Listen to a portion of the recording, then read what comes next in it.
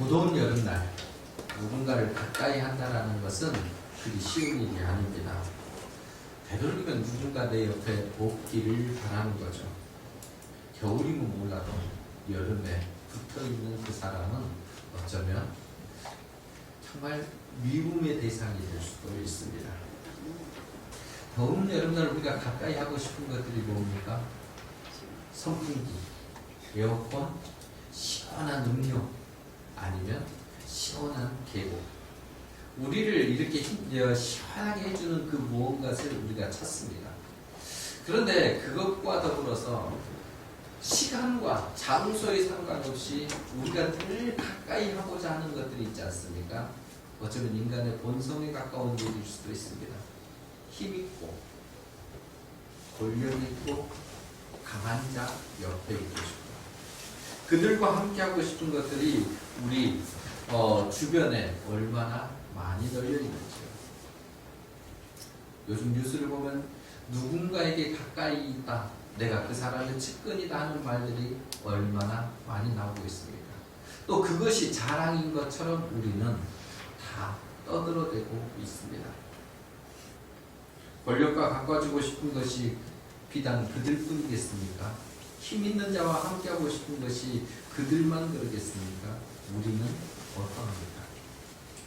대통령은 뭐 고사하고라도 우리 지역에 있는 구청장님하고도 가까웠기만 해도 누군가 조금 영향력을 행사하는 사람, 그 누군가 한 사람이 내 옆에 있다라는 것만 해도 우리는 자랑하고 싶어서 안달을 낼 겁니다.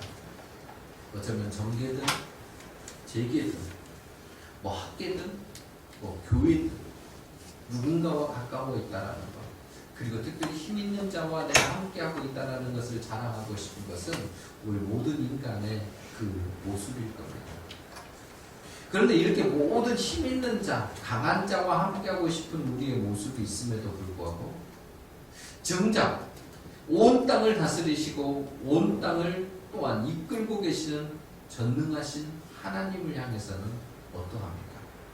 우리가 하나님을 정말 가까이 하고자 합니까? 하나님께 가까이함이 내게 복이라 그랬는데 우리가 그 복을 누리고 있습니까? 이상하게도 많은 성도들이 하나님과 가까이 하는 것에 대해서 잘못된 생각을 갖고 있기도 합니다. 가까워지지 않으려고 하는 의도적인 모습도 있습니다. 세상에 있는 것들과는, 힘 있는 것들과는 가까워지고 싶은데 어찌 보면 하나님과는 조금 거리를 두고 싶은 마음이 있다면 우리는 하나님을 제대로 모르는 겁니다. 제대로 믿지 않는 거죠. 성도들이 하나님과 별로 가까워하고 싶지 않고 거리를 두고 싶어하는 이유가 있지 않겠습니까? 하나님께서 진짜로 이 세상에 영향을 끼치고 있다라고 생각하지 않기 때문입니다. 하나님과 거리를 두고 하나님과 가까이 하지 않으려고 하는 생각 속에는 하나님은 있다는 거하고는 관념적으로는 머리에서는 하나님은 전능하시고 온 땅을 창조하시고 다스리시는 분이라고 머리에서는 알고 있으나 이 가슴에서는, 내 삶의 자리에서는 영향력이 없는 것 같다라고 생각하는 거죠. 아니, 영향력을 끼치지 않는다라고 생각합니다. 그렇기 때문에 하나님과 가까워지는 간절함이 없습니다. 왜? 내 삶과 별로 상관없다라고 생각을 하니까. 그저 내 마음의 위로나 아니면 내 마음의 머릿속에서의 그 하나님이시니까요. 또 한 가지는 뭐냐면 하나님과 가까이 해봤자 별로 좋을 것이 없다라고 생각하기 때문입니다. 왜요? 하나님은 전능하시고 온 땅을 다스리시고 모든 것을 다 가지고 계시지만 너무나 깨끗하셔요. 죄가 없으시고. 그래서 하나님과 가까이 하면 내가 지금 세속적으로 즐기고 있는 거, 누리고 있는 거, 즐겨하는 거, 이 즐거운 쾌락들을 다 버려야 될 것 같아요. 어쩌면 금욕적으로 살아야 되고 세상의 즐거움은 나와 상관없는 것으로 살아야 되니까 그게 부담스럽고 염려 아닌 염려를 갖게 된다는 거죠. 그래서 하나님 좀 모른 척하고 사십시다라고 우리는 생각하고 있는지도 모릅니다. 우리가 진짜 믿고 있는 하나님은 어떤 분입니까? 나는 하나님을 정말 어떤 분으로 고백하고 있고 그분과 어떤 삶의 거리를 유지하고 있습니다. 제자들이 예수님께 와서 하나님이 어떤 분인지 설명 좀 해주십시오 그랬습니다. 그때 예수님께서 이렇게 말씀하십니다. 우리가 고백하는 거죠. 하늘에 계신 우리 아버지. 하늘에 계신 우리 아버지라고 예수님은 하나님을 설명합니다. 하늘에 계신다라는 의미가 뭡니까? 그때 당시도 지금도 하늘이라는 것은 우리의 상상, 우리가 다스리는 그 너머의 영역이라는 거예요. 온 땅을 다스릴 수 있는 곳이 하늘입니다. 하늘이라는 것은 전능하신 하나님을 뜻하는 또 다른 말이기도 하죠. 그러니까 하나님은 하늘에 계신다, 전능하시다 그 말인 거죠. 그런데 예수님은 한 가지를 덧붙이셨습니다. 우리 아버지라고. 그러니까 하나님은 전능하시고 모든 것을 다스리시고 힘이 있으신 그분인데 우리 아버지시라는 거예요. 다른 말로 부모가 되신다는 거죠. 내 부모가 되신 거, 부모가 가지고 있는 지극한 것이 뭐예요? 사랑 아닙니까? 우리를 끊임없이 사랑해 주시는 그분이 하나님 아버지이시라는 거죠. 그러니까 하나님은 이렇게 설명할 수 있는 거예요. 예수님이 말씀하시는 걸로 하늘에 계신 우리 아버지는 모든 것을 다스리시는 그 권능의 힘을 가지신 분이신데 그분이 지극히 나를 사랑하시는 내 아버지시다라는 거. 그분이 하나님이시여 라고 예수님은 제자들에게 우리에게 설명하셨습니다. 세상에 있는 그것들은 잠시나마 있다가 사라져버릴 것들이잖아요. 대통령도 5년이면 끝나고 국회의원도 5년이면 끝나고 구청장도 4년이면 끝나는 기간이 정해져 있는 사람들임에도 불구하고 우리는 그들 옆에 있으려고 합니다. 그런데 하나님은 시간과 공간과 장소를 초월하고 예전에도 계셨고 과거에도 계셨고 지금도 계시지만 앞으로도 영원토록 계실 그분인데 그분의 그 힘이라는 건 우리가 상상할 수 없을 만큼 크고 위대한데 그분과 가까이 하려고 하고 있습니다. 우리가 하나님과 진정 가까워지고 하나님과 친밀함을 유지하면 유지할수록 우리는 좋은 일만 생깁니다. 가까워질수록 더 좋다는 거예요. 근데 우리는 다른 이야기들을 합니다. 꼭 그런 거 아닌 것 같은데 그 사람들은 대부분 뭘 했냐면 하나님과 진짜로 친밀해 본 적이 없습니다. 하나님 앞에 진짜 가까이 가본 적이 없다라는 거예요. 가지 않아놓고 머릿속에서 관념적으로 생각해보고 생각해보니 이럴 것이다라고 생각해서 거리를 스스로 두어버린 거죠. 우리를 향해 말씀하신 하늘에 계신 우리 아버지, 이것은요 머리로 간직할 것이 아니라 가슴으로 누려야 되는 겁니다. 하늘에 계신 우리 아버지의 이 믿음은 이 예배당 안에서만 누려야 되는 것이 아니라 우리가 믿고 있는 삶의 자리에서 매 순간마다 맞아요 하나님, 하늘에 계신 우리 아버지가 내 삶을 지키셨습니다라고 고백해야 될 아주 귀하고 복된 말씀이라는 거예요. 우리의 삶에서 이게 이루어지기를 바랍니다. 우리가 읽은 이 시편 73편은요 아삽이라는 사람이 지은 시인데 이 사람이 하나님에 대해서 이렇게 고백을 합니다. 최종적인 결론이에요. 28절 말씀인데 같이 읽습니다. 하나님께 가까이 함이 내게 복이라. 내가 주 여호와를 나의 피난처로 삼아 주의 모든 행적을 전파하리이다. 아멘. 하나님께 가까이 함이 내게 복이다 라고 말을 합니다. 하나님께 가까이 함이 내게 복이라. 아삽의 최종 고백입니다. 사실 73편은 3편은 이런 내용이에요. 아삽이 모순된 현상 때문에 현실을 보는데 너무너무 왜곡되고 정말 악인들이 득세하고 잘 사는 것 때문에 너무 속이 상한 거예요. 이것 때문에 믿음이 흔들려 버렸습니다. 하나님에 대한 자기의 신앙이 흔들려 버렸어요. 하나님 나 어떻게 이러실 수 있습니까? 라고 했던 그 고백을 우리가 읽은 본문을 가운데서 다시금 정돈하고 정리되었더니 28절과 같은 고백을 그렇게 됐다라는 게 이 73편의 이야기입니다. 크게 두 부분으로 나눌 수 있죠. 1절부터 14절과 15절부터 28절까지의 내용. 그러니까 1절부터 14절은 뭐냐면 전반부인데 아삽이 세상의 부조리를 보고 그 부조리 때문에 신음하고 고통하고 아픔을 토로하는 내용입니다. 세상이 이럴 수 있습니까? 이 불의한 세상이 정말 있을 수 있습니까? 하나님, 나는 그것 때문에 하나님에 대한 믿음마저도 흔들립니다. 어느 정도냐면요, 2절에 이렇게 기록됩니다. 나는 거의 넘어질 뻔하였고 나의 걸음이 미끄러질 뻔하였으니. 그러니까 무슨 말이냐면 나는 넘어질 뻔했고 나는 미끄러질 뻔했다는 거예요. 사실 그냥 휘청휘청 거렸다는 거 아닙니까? 그러니까 세상이 너무 이상하게 변질되니까 왜 세상이 이렇게 가야 되는가? 하나님, 나는 이것 때문에 믿음이라는 것이 흔들려 버렸습니다 라는 고백이에요. 하나님은 마음이 정직한 사람, 깨끗함을 향해서 노력하는 사람, 하나님께서 정말 선을 이끄시고 공의를 이끄심을 믿고 그 삶을 향해서 전진한 사람에게는 하나님이 함께 해주실 것을 믿었던 거죠. 그리고 하나님 앞에 나갔던 거예요.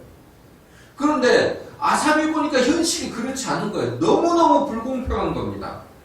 정결한 마음으로 뒤집지 않고 정말 열심히 살고자 노력을 했는데 세상을 보니까 허무하다는 거예요.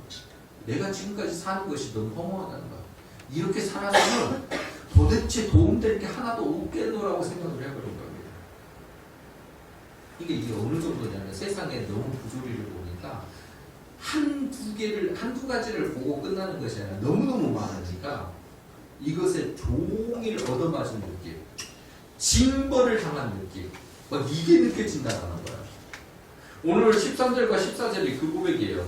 내가 내 마음을 깨끗하게 하며 내 손을 씻어 무죄하다 한 것이 실로 헛되도다 그럽니다. 나는 종일 재난을 당하며 아침마다 징벌을 받았다. 그러니까 지금 현실에 대한 그 고통이 믿음에 흔들리는 그 정도와 이 불합리한 것, 자기가 느끼는 정도가 징벌을 당할 정도로, 내가 살아온 인생 자체가 허무하게 느껴질 정도로 너무너무 비참한 거예요. 여러분, 이건 너무 고통스러운 거죠. 사실 내가 아무것도 안 하고 살았으면 괜찮아요. 열심히 그 신앙의 그 믿음을 지키기 위해 노력하지 않다가 이 고통을 당했으면 내가 제대로 살지 않았으니까 이렇게 인정하면 되거든요. 그런데 내가 믿음대로 살려고 노력을 해버렸다는 거예요. 정말 내 나름대로는 최선을 다해 살았는데 오히려 악한 이들보다 내가 더 못한 상황에 이르렀고 악한 이들이 더욱 승승장구하는 것 같고 그것들 때문에 내 마음이 너무 심란하다는 거예요. 고통스럽다는 거예요. 그래서 아삽의 얘기가 뭐냐면, 하나님 도대체 지금 어디 계신 겁니까? 지금 이 현실을 보시고도 하나님 아무것도 안 하시는데 지금 뭐 하시는 겁니까? 라고 한탄하는 겁니다. 하나님에 대해서 의문을 갖기 시작한 거예요. 왜? 너무 고통스러우니까, 너무 힘드니까. 몸서리치게 지금 힘든 세상이면 이 힘든 세상도 힘든데 하나님 믿음으로 갖는 것이 너무너무 힘듭니다. 하나님이 내게 말씀해 주신 것들이 이전에 내게 부모가 내게 신앙으로 전해준 것이 있어서 내가 또 경험된 하나님이 있어서 나는 그 하나님을 믿고 믿음으로 살아갔는데 그게 내 삶에서는 이루어지지 않고 있네요. 하나님, 오히려 그것 때문에 내가 더욱더 고통스럽습니다. 아삽의 고백이에요. 우리도 이 땅 살면서 이런 고백들을 하지 않습니까? 우리 삶도 흔들리고 흔들릴 때가 얼마나 많습니까? 그런데 하나님은 이런 아삽을 그대로 두지 않으시고요. 우리가 읽었던 15절부터 28절을 거쳐서 그 아삽을 다시금 회복시켜 주십니다. 한 가지 한 가지 말씀을 해주시고 그가 깨닫지 못했던 것에 깨달음을 더해 주시며 그의 믿음을 회복시켜 주신다는 거예요. 우리가 이 과정을 통해서 한 가지 배워야 될 게 뭐냐면요, 우리가 참 답답한 세상이에요. 보면은 정말 이게 이렇게 세상이 돌아가서 될까 하는 그런 마음이 드는 거죠. 악한 것이 많고 또 불의한 것들이 많고 어쩌면 고무술수를 쓰는 사람들이 오히려 더 잘 되는 것 같은 느낌이 드니까요. 믿음을 가진 것이 더 어리석어 보일 때가 많습니다. 그런데 여러분, 그럴 때요, 빠른 판단을 내리지 마십시오. 우리 이걸 속단이라고 그러잖아요. 이 속단을 해서는요, 하나님의 뜻을 발견하기가 어렵습니다. 지금 내가 느끼고 있는 거, 내가 지금 경험하고 있는 어쩌면 불합리하고도 답답한 세상이 있을 때요, 한번 크게 숨을 쉬고 지금 내가 어디에 서 있는지부터 확인하십시오. 내가 주님 안에 있는지부터 확인하십시오. 그리고 내가 주님 안에 있다면 조금 더 기다리십시오. 하나님의 일하심이 일어날 겁니다.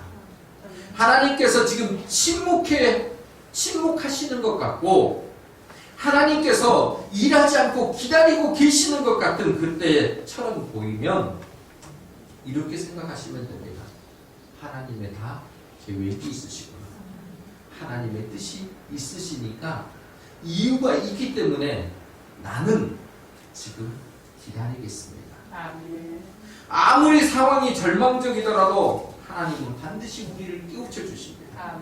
우리를 이끄시고 결국 이것이 진정한 복이야라고 말씀해 주실 때가 있다는 거예요.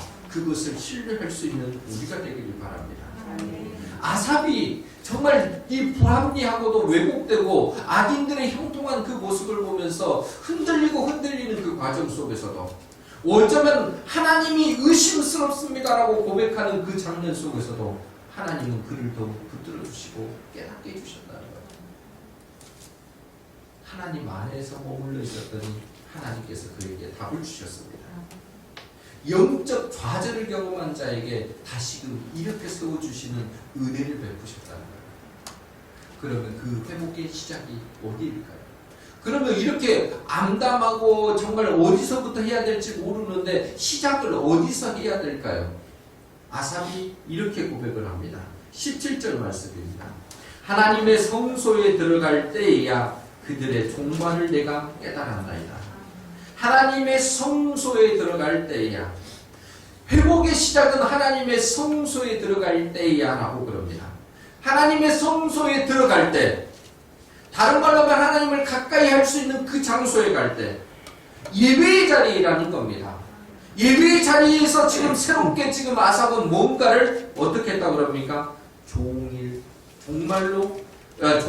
그들의 종말을 내가 깨달았다라고 이야기하고 있습니다. 깨달음을 얻었던 장소가 어디냐면 하나님의 성소에 들어갈 때입니다. 여러분 이 말을 조금은 축소해서 생각하지 마십시오. 어떤 장소에 들어가면 되는구나. 아니에요. 이거는 장소라기보다는 어쩌면 보다 큰 광의의 장소입니다. 하나님을 만날 만한 그 장소. 예배당으로만 국한시켜서는 안 된다니까요. 우리가 만날 수 있는, 하나님을 만날 수 있는 그 모든 장소가 하나님의 성소에 들어갈 장소입니다. 그때예요. 그러니까 아삽은 하나님의 성소에 들어가는데 그냥 장소에 들어가는, 쉽게 말하면 오늘 예배의 자리에 우리가 들어온 것처럼 예배의 시간에 들어왔다 그래서 그게 다 끝난 건 아니라는 거예요. 아삽이 말하는 이 하나님의 성소에 들어갈 때에는요, 하나님의 말씀을 가지고 몸부림치는 겁니다. 하나님의 뜻이 무엇인가 알기 위해서 하나님 앞에 간절히 구하는 겁니다. 그 말씀이 도대체 무엇인가 묻고 그것에 대한 뜻을 찾기 위한 몸부림을 갖는 그 장소가 하나님의 성소에 들어간 장소고, 그리고 그 시간입니다. 그때에 악인들의 종말을 깨닫게 되었다라고 말을 하고 있다는 거죠. 아삽이 하나님 앞에 보이는 건요, 단순히 떼쓰는 거 아니에요. 소리만 높이 불러가지고 하나님 도와주십시오 그렇게 하는 거 아닙니다. 이건 뭐냐면 하나님 앞에서 내 인생의 문제, 내가 지금 풀어가야 될 그 일들, 그리고 내가 그 건너뛰어야 될 이 장애물들의 것들을 어떻게 하는 것이 하나님의 뜻에 맞는 건지, 또 하나님은 그것을 어떻게 내가 헤쳐가기를 원하시는 건지를 묻고 답을 듣고, 그것을 몸부림치면서 하나님 안에서 해결책을 가져가는 겁니다. 쉽게 말하면 하나님의 뜻을 찾고자 하는 갈구함이 있었다는 거고, 그걸 표현을 요즘으로 한다면 뭐예요? 하나님의 말씀을 읽고 묵상하면서 기도하는 거예요. 그러니까 아삽은 그 과정을 거친 거예요. 쉬운 일 아닙니다. 이게 간단한 일도 아니에요. 상당한 시간도 필요하고 인내도 필요합니다. 우리가 다른 것을 잠깐 내려놓고 그것을 바라봐야 될 우리 나름대로의 결단도 필요합니다. 인생의 문제가 답답하고 풀리지 않을 때, 이해되지 않고 막혀서 뭔가 지금 다른 것을 찾아야 되는가라는 생각이 들 때 그곳으로 가지 마십시오. 문제가 꼬일 뿐입니다. 이해되지 않는 상황으로 인해 힘들 때 우리가 할 일은 딱 한 가지입니다. 더욱 하나님을 가까이 하는 것. 하나님의 말씀 읽기를 힘쓰며 기도하면서 하나님을 바라보십시오. 그분께 귀를 기울여 보십시오. 그때 하나님은 반드시 우리에게 응답하시고 깨달음을 주십니다. 무더운 여름 덥다고 지쳐 있습니까? 정신을 못 차리겠습니다 라고 말하고 있습니까? 예, 그럴 수 있습니다. 그런데 그렇기 때문에 더욱 정신을 차려야 합니다. 더욱 우리가 힘을 써야 됩니다. 그렇지 않으면 더 넘어지니까. 하나님의 말씀을 팽개치고 기도 없는 삶을 살아가는 것은 우리가 하나님을 가까이 하는 그 모습은 아닙니다. 여러분, 우리의 눈으로 보이고 우리의 귀로 들린다 그래서 그게 다 세상입니까? 아닙니다. 그 너머에서 보이지 않는 곳에서 이루어지는 수많은 일들이 얼마나 많은지 모릅니다. 더욱더 영적인 세계는 그렇습니다.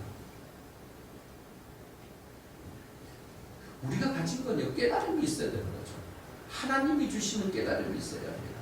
여러분, 아삽이 17절에서 그들의 종말을 내가 깨달았나이다 라고 그랬잖아요. 그들의 종말이 어떤 것인지를 깨달은 게 20절 말씀입니다. 주여 사람이 깬 후에는 꿈을 무시함같이 주께서 깨신 후에는 그들의 형상을 멸시하리이다. 그러니까 뭐냐면 주님, 사람이 꿈에서 깬 후에 그 꿈이 사라진 것처럼 악인들의 종말이, 그들의 정말 잘 살고 형통하고 뭔가 되어졌던 것 같은 그 종말이, 그들의 형상이 꿈에서 깬 것과 같습니다 라는 그 말이거든요. 그러니까 우리가 꿈을 꾸잖아요. 꿈을 꾸면은, 잠을 자면서 꿈을 꾸면은 이게 뭐예요? 좋은 꿈도 있고 나쁜 꿈도 있고 막 그러는데, 아무리 좋은 꿈이든 아무리 나쁜 꿈이든 이게 잠에서 딱 깨는 순간 그건 다 사라져버려요. 꿈이 내 삶을 지배하지 못하잖아요. 꿈은 꿈일 뿐이잖아요. 악인들이 이 땅에서, 하나님을 모르고 사는 사람들이 이 땅에서 가지고 누렸던 그 수많은 것들, 부조리한 이런 것들이, 야, 부럽다, 부러워, 저렇게 살면 참 좋겠다 했던 모든 게 꿈처럼 꿈이 딱 깨지는 순간 사라지는 그것이 되버린다. 언제요? 주님이 오셨을 때. 주님이 오셨을 때 그것은 아무것도 아닌 사건이 되버릴 수 있다는 이야기입니다. 그런데 이것을 주님이 우리에게 아삽을 통해 우리에게 말씀하신 거는 빨리 깨달으라는 거예요. 그런 상황이 이 땅 사는 동안에 깨닫고 살아가기를 바란다는 거예요. 왜냐하면 이것을 우리 주님이 오셔가지고 깨달으면 우리는 불쌍한 사람이 된다는 거예요. 이 땅에서 그것 때문에, 그들의 형통함 때문에 불평불만하고, 그들이 잘된 것 때문에 속상하고, 그들 때문에 막 움츠러졌던 그 삶이 주님 오시고 나서 깨달아지면요, 우리는 너무너무 불쌍한 사람들이 되버린다는 거예요. 그때가 되기 전에 지금 그것을 깨달으라는 거예요. 그때에 그것을 부러워하지 말고, 주님이 오시고 우리는 다른 삶을 살 것이니까 잠깐 있는 안개와 같은 이 삶 가운데서 그것을 너무 부러워하지 말라는 거예요. 하나님께서 우리를 복되게 만드시는 일은 다른 데 있다는 겁니다. 그거 말고 내가 복을 예비해 뒀어 라고 이야기합니다. 그러면 내가 그 복을 너희가 누릴 수 있도록 만들어줄게. 그럼 우리는 그 복을 어떻게 누릴 수 있을까요? 무엇을 통해서? 오늘 아삽이 이야기를 합니다. 첫 번째는 뭐냐면 주님의 손을 항상 붙들고 사는 것이 복이 된다고 말합니다. 23절입니다. 내가 항상 주와 함께 주께서 내 오른손을 붙드셨나이다. 주님은 우리를 붙드십니다. 우리에게 주님의 손으로 우리를 붙들어 주십니다. 이 붙드시는 손은 전능하신 손입니다. 의로운 손입니다. 이것은 치료의 손이고 회복의 손이고 위로의 손이고 우리를 이끌어 주시는 손이십니다. 하나님이 만져주시는 이 손은 우리의 삶을 회복시키실 뿐만 아니라 우리를 온전하게 해주실 그 손입니다. 그래서 그것을 전능하신 손이라고 합니다. 그 손을 우리는 붙잡을 수 있어야 합니다. 그 손을 붙잡는 사람이 복인 거죠. 왜요? 그건 영원한 손입니다. 다니엘서에 보면은 전능하신 손이 등장합니다. 손이 하나가 등장하는데 이거는 보통 손이 아니에요. 다니엘서 5장 5절에 보면 이렇게 되어 있습니다. 그때에 사람의 손가락들이 나타나서 왕궁 촛대 맞은편 석회벽에 글자를 쓰는데 왕이 그 글자 쓰는 손가락을 본지라 이렇게 되어 있습니다. 이건 뭐냐면 벨사살 왕 때 바벨론의 벨사살 왕이 잔치를 베풀어 가지고 잔치를 이렇게 하는데 예루살렘 성전에서 가져온 그릇들이 있습니다. 성전에서 쓰는 그릇들이죠.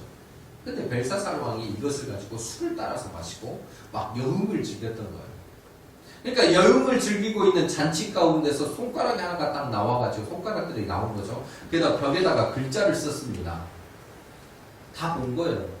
근데 글자가 뭐라고 써졌냐면 메네 데겔 우바르신이라는 글자. 4개의 글자가 써졌는데 이제 실제로 보면 3개죠. 메네는 반복이니까 데겔 우바르신의 글자예요. 근데 글자가 손이 나와서 글자가 써진 것도 봤고 글자의 그 모양도 봤는데 이것을 해석할 능력이 없습니다. 깨달음이 없다는 거죠. 그것을 볼 수 있는 눈이 없습니다. 그래서 다니엘을 불러왔습니다. 다니엘에게 너 이 글자 알겠어? 이 글자 해석할 수 있어? 다니엘이 해석해 줍니다. 그리고 그 해석의 내용이 이렇습니다. 메네는 하나님이 이미 왕의 나라를 그 나라의 시대를 끝냈습니다 라는 말이죠. 그러니까 나라의 종말을 이야기하는 게 메네입니다. 반복이잖아요. 반드시 이루어진다라는 거예요. 대개는 무슨 말이냐면 왕을 왜 하나님이 끊으셨느냐? 대결 때문이에요. 왕을 저울에 달아봤더니 부족하더라. 그 부족함 때문에 끝났습니다 라는 얘기예요. 그럼 어떻게 하실 것이냐? 우바르신. 이거는 베레스라는 말로도 나오는데 왕의 나라가 나뉘어서 메대와 바사 사람에게 준바되었다라는 의미입니다. 이걸 다니엘이 해석을 합니다. 다니엘이 해석한 대로 벨사살 왕은 바로 죽었고 나라는 망해서 둘로 쪼개졌습니다. 많은 사람들이 글을 쓰는 손가락을 봤습니다. 그런데 손을 보기는 했으나 그것에 깨달음이 없는 거죠. 해석할 수 있는 눈이 없는 거예요.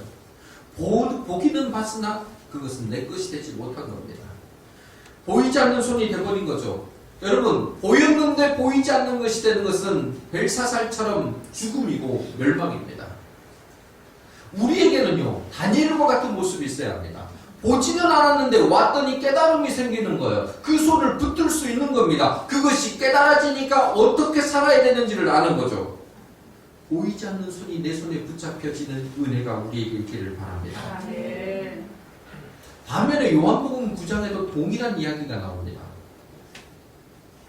실로암 못에 가서 이 보이지 않는 그 맹인의 눈이 열려지는 사건이죠.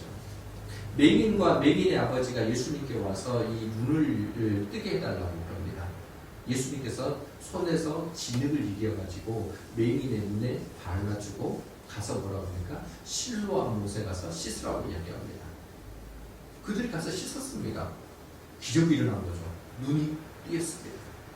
바리새인들이 와서 맹인의 아버지에게 묻습니다. 누가 이 눈을 뜨게 했느냐? 이 맹인의 아버지가 말을 합니다. 나는 모르겠습니다. 분명 예수님의 손이 진흙을 이겨서 자기 아들의 눈에 발랐고 그리고 눈이 실로암 못에서 떠진 것을 보았음에도 불구하고 나는 모릅니다라고 말합니다. 왜냐하면 출교가 무서웠기 때문입니다. 그런데 맹인이 당당하게 말합니다. 아니, 예수님이 내 눈을 뜨게 하셨습니다. 여러분, 맹인은요, 예수님의 손을 본 적 없습니다. 치료하는 손 본 적 없어요. 눈이 감겨졌는데 어떻게 그걸 뭔가 만져지는 것은 느꼈겠죠. 그런데 그게 예수님의 손인지 본 적 없습니다. 그런데 그는 깨달음이 있는 거죠. 눈을 뜨고 보니 영적인 눈까지 띄어진 겁니다. 예수님의 역사하심을 볼 수 있는 눈이 생긴 거예요. 그래서 맹인은 당당하게 말합니다. 예수님이 내 눈을 뜨게 하셨습니다. 보지 않았으나 볼 수 있는 눈이 맹인에게 있었고 그는 영생을 얻게 되었습니다. 우리에게는 벨사살 왕이나 맹인의 아버지와 같은 모습을 갖출 수도 있고 다니엘이나 맹인과 같은 모습을 갖출 수도 있습니다. 여러분은 어떤 모습입니까? 어느 손을 붙잡을 수 있겠습니까? 우리는 지금 보이는 것이든 보이지 않는 것이든 상관없이 전능하신 손을 붙잡는 능력이 있습니까? 아니면 보였음에도 불구하고 붙잡지 못하고 있는, 그걸 붙들지 않고 사는 그 모습을 갖고 사는 것은 아닙니까? 우리 모두에게는 전능하신 하나님의 손을 붙잡는 은혜가 있기를 바랍니다. 치유의 손, 회복의 손, 항상 우리를 붙들고 계시는 그 손을 붙잡고 그 붙드신 하나님의 일하심과 역사하심을 경험하는 우리 모두가 되기를 소원합니다. 무더운 여름날 누군가 나를 붙잡으면 더울 수 있습니다. 그런데 우리 주님의 손은 덥지 않습니다. 오히려 우리를 시원하게 하는 냉수와 같은 손이 되고 우리의 아픈 부위 그리고 가려운 부위를 만져주시는 은혜의 손이 될 것입니다. 그 손을 붙잡는 우리 모두가 되기를 소원합니다. 또 한 가지는 하나님을 날마다 더 가까이 하며 사는 것이 복입니다. 28절에 그 이야기 있죠. 우리 같이 한번 읽겠습니다. 하나님께 가까이 하니 내게 오리라. 내가 주 여호와를 나의 피난처로 삼아 주의 모든 행적을 전파하리라. 아멘. 하나님의 자녀라면, 그리스도인이라면 마땅히 하나님을 항상 가까이 하는 삶이 맞는 거죠. 하나님과 친밀함을 누리는 것이 온당한 모습입니다. 이 누리는 복을, 우리 친밀함의 복을 가지는 것이 우리의 모습이 맞다니까요. 그런데 어떻습니까? 우리 삶을 보면은 내 기분에 따라서, 내가 기분이 좋으면 하나님 함께 가십시다. 내 기분이 조금 나쁘면 하나님 왜 그러십니까 하고 멀리하거나, 아니면 오늘은 좀 하다가 하나님 앞에 가까이 가봐야지 하고, 이것도 힘들어 그만하지 하다 말다 식으로 하나님을 가까이 하다가 말다 하는 그 모습을 갖고 있는 건 아닙니까? 여러분, 하나님을 가까이 함이 내게 복이라는 이 말은요, 어느 시간대만 하는 게 아닙니다. 날마다 항상 함께 하는 겁니다. 중요한 것은 뭐냐면 언제나예요. 날마다라는 사실입니다. 하나님을 날마다 가까이 하는 생활, 우리가 그 삶을 살아가야 합니다. 어떻게 그러면 날마다 살 수 있냐는 거예요. 그러면 하나님을 가까이 하기 위해 예배가 있는 자리에 매번 나와야 되는 거냐? 그럼 우리 일상의 삶을 어떻게 살겠습니까? 우리의 일상을 삶을 살아가면서 하나님을 날마다 가까이 할 수 있는 방법이 딱 한 가지입니다. 하나님의 말씀을 묵상하는 것입니다. 말씀을 읽고 그것이 깨달아지고 그 깨달아진 그 말씀을 머릿속에서 항상 생각을 하는 겁니다. 하나님의 뜻이 어디에 있는지. 거기에서부터 시작이 되어집니다. 하나님의 뜻과 하나님의 계획이, 하나님이 약속하신 복이 담겨져 있는 이 말씀을 붙잡고 가까이 하면은 우리의 삶은 하나님과 멀어질 수 없는 상황이 되고, 지금 하나님을 가까이 할 것뿐만 아니라 날마다 이 삶이 우리와 더욱 함께 되어진다는 거죠. 그래서 우리 연초부터 연말까지 뭘 합니까? 연대순으로 있는 말씀, 매일 하루에 3장에서 4장 성경을 읽는 거, 맥주에서 주수까지 읽고 감사행진을 하는 동안에도 성경을 읽어가는 겁니다. 말씀을 읽는 것이 시작입니다. 말씀을 묵상하는 것이 하나님을 가까이 하는 데의 지름길입니다. 우리는 하나님의 뜻을 이루어 주십시오. 하나님 내게 복을 주십시오. 이것 좀 해결해 주십시오라고 기도할 때가 많습니다. 근데 잘 안 되지 않습니까? 왜 안 될까요? 내 뜻대로만 아닐까요? 우리가 하나님의 말씀을 읽고 묵상하고 하나님의 말씀대로 그것을 기억한다면, 그 말씀에 따른 기도를 한다면 응답이 왜 더 되겠습니까? 응답이 왜 안 되겠습니까? 아니, 하나님의 약속의 말씀을 붙잡고 기도하는데 그 약속의 말씀이 왜 우리 삶에서 이루어지지 않겠습니까? 약속하시면 신실하게 지키시는 하나님이신데, 그 하나님의 약속의 말씀을 가지고 살아간다면 우리는 공허할 리가 없습니다. 우리는 기도를 열심히 했는데도 말합니다. 하나님, 나는 공허합니다. 왜요? 말씀을 붙잡지 않고 기도하니까요. 내 소원대로 내 뜻대로만 하니까 공허할 수밖에 없는 거죠. 그런데 말씀을 붙잡고 기도하면 그건 공허하지 않습니다. 말씀을 이루어 주시는 하나님이 있으시고, 또 말씀에 붙잡힌 우리의 기도는 공허한 대로 우리를 이끌지 않기 때문입니다. 하나님의 말씀 가운데서 우리는 힘을 얻어야 합니다. 하나님의 말씀 가운데서 위로를 얻어야 합니다. 하나님의 말씀 가운데서 지혜를 얻고 우리가 갈 바를 깨달아야 합니다. 이것을 위해 하나님께서 우리에게 말씀을 주셨습니다. 다른 걸 주시는 게 아니라 이 말씀을 우리에게 주시면서 이것을 주야로 가까이 하라고 말씀하셨다는 겁니다. 여러분, 지금 무엇을 가까이 하고 계십니까? 너무 더우니까 선풍기도 에어컨도 시원한 음료도 가까이 두십시다. 그리고 그 앞에 성경도 가까이 두십시다. 성경을 우리의 피난처로 삼으십시다. 성경을 우리의 시원한 삶의 또 다른 방법으로 찾아가는 우리 모두가 되기를 바랍니다. 아멘. 우리가 하나님의 말씀을 깨닫고 이 약속의 말씀대로 살기를 소원할 때요, 주님은 우리 곁에 오십니다. 가까이 오실 뿐만 아니라 복의 내용을 깨닫게 하시고 이것이 곧 이루어질 거라는 약속 또한 우리에게 주십니다.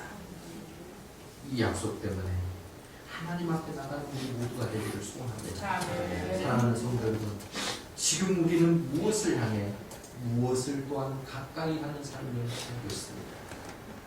하나님을 향해 날마다 더 가까이 나가는 삶이 참으로 가치 있고 생명 있는 삶임을 깨달으십시오. 무더운 여름 참 덥습니다. 그런데 하나님께 가까이 하니 더 복임을 깨닫고 하나님 앞에 가는, 그래서 전능하신 하나님의 손, 치유의 손, 회복의 손, 이 손이 우리 모든 성도님들을 항상 붙잡고 진리이자 생명이자 복의 근원이신 하나님의 말씀을 시원한 냉수처럼 우리의 삶에 다가오기를 주님의 이름으로 간절히 부탁드립니다. 네. 하나님께 가까이 함이 내게 보입니다. 하나님께 가까이 함이 우리 모두의